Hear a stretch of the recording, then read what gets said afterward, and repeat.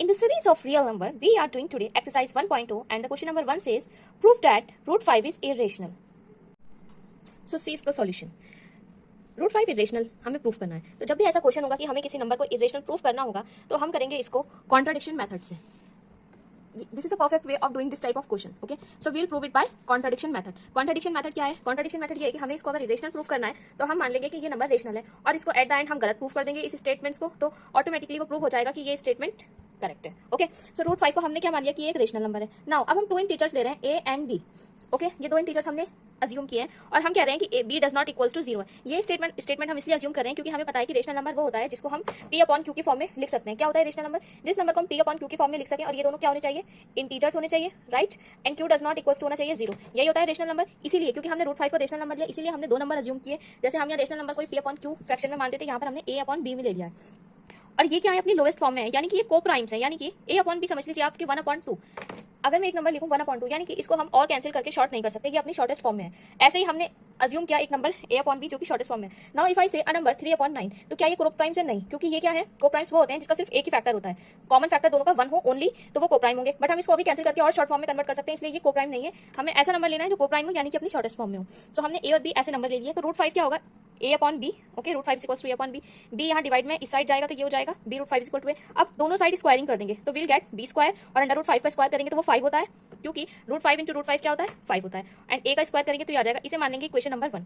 अभी इसका यूज बाद में होगा. नाउ इट मीन्स इस स्टेटमेंट से हमें क्या पता चल रहा है? इस स्टेटमेंट से हमें पता चल रहा है कि A square is divisible by 5, यानी कि 5 B square equal to A square है. तो इसका मतलब ए स्क्वायर जो है 5 से डिविजिबल होगा. कैसे?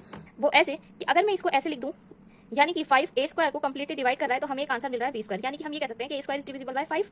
इसीलिए हमने ये स्टेटमेंट लिखी कि इसका मतलब ये ए स्क्वायर डिविजिबल बाय 5 है.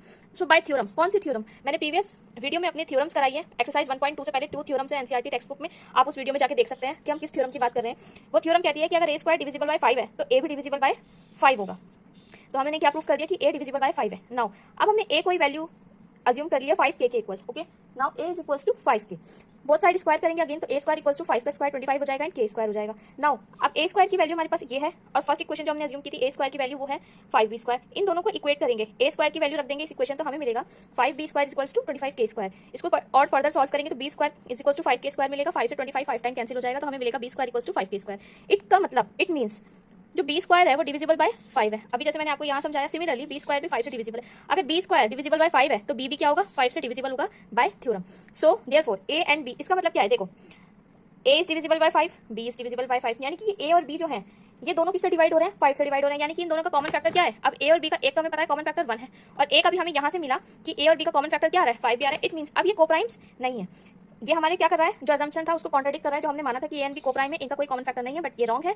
जो हमने माना था कि क्या माना था कि ए एंड बी को प्राइम होने चाहिए, इनके कोई कॉमन फैक्टर नहीं होना चाहिए, बट कॉमन फैक्टर तो आ रहा है.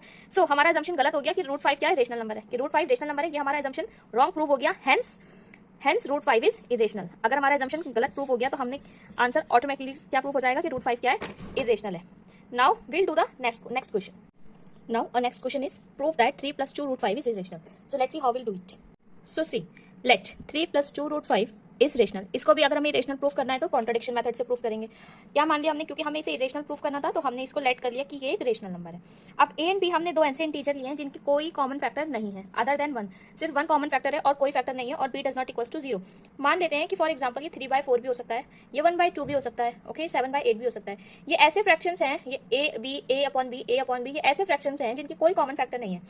इसका कोई कॉमन फैक्टर आपको दिख रहा है 1 के अलावा? नो, इसका भी कोई 1 के अलावा नहीं है और इसका भी कोई 1 के अलावा नहीं है. सो फॉर एग्जांपल ये सिर्फ एग्जांपल के लिए था. ऐसे ही हमने ए एंड बी वो डिजिट्स मानी हैं जो इंटीजर तो हैं बट उनका 1 के अलावा कोई और कॉमन फैक्टर नहीं है. सो अगर वो 3 plus 2 root 5 रेशनल है तो 3 plus 2 root 5 is equals to a upon b होगा. ओके, एब्सोल्युटली हमें पता है कि रेशनल नंबर क्या होते हैं.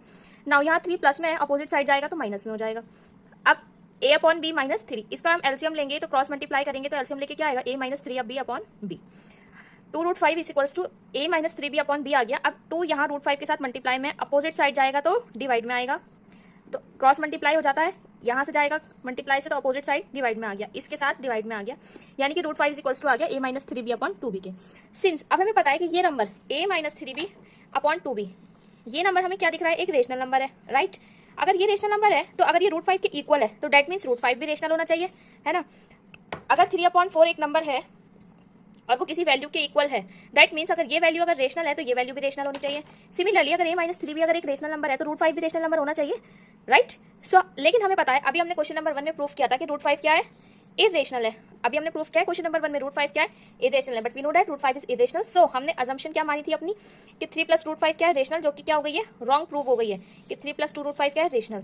हेंस अगर ये रेशनल नहीं है तो क्या होगा फिर, irrational. So 3 + 2 root 5 is irrational. Now next question will do question number 3 कह रहा है कि प्रूफ करो दीज फॉलोइंग आर इरेशनल। अब इनको इरेशनल प्रूफ करना है। सबसे पहले 1/√2 को, देन 7√5 को, देन 6 + √2 को। तो फर्स्ट से स्टार्ट करते हैं 1/√2 से।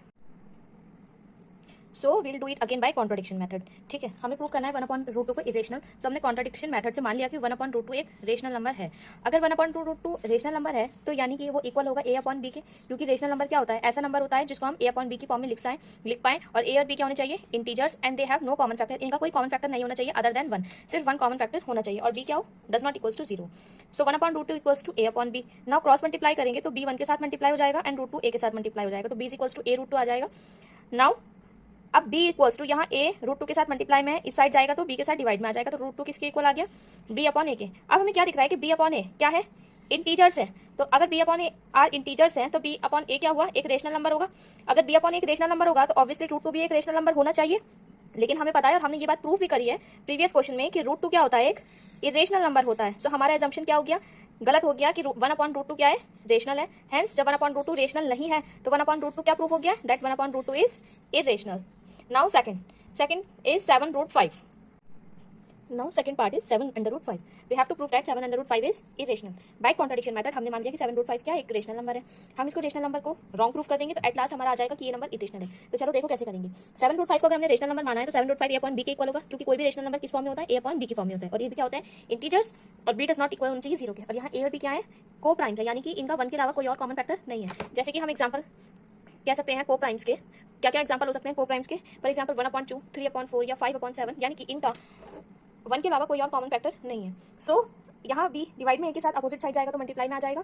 अब √5 के साथ 7 भी मल्टीप्लाई में अपोजिट साइड जाएगी तो डिवाइड में आ जाएगी। तो √5 क्या आ गया, इक्वल आ गया 7/b के। सिंस अब a/7b क्या है, इंटीजर्स है और ये एक रेशनल नंबर है, तो √5 क्योंकि LHS RHS की इक्वल होगा। अगर ये LHS RHS अगर रेशनल है तो LHS भी रेशनल होगा। सो दैट्स वाई अगर a/7 भी रेशनल होगा तो √5 भी रेशनल होना चाहिए, राइट। बट हमें पता है कि √5 तो रेशनल होता है, अभी हमने प्रीवियस क्वेश्चन में प्रूफ किया है।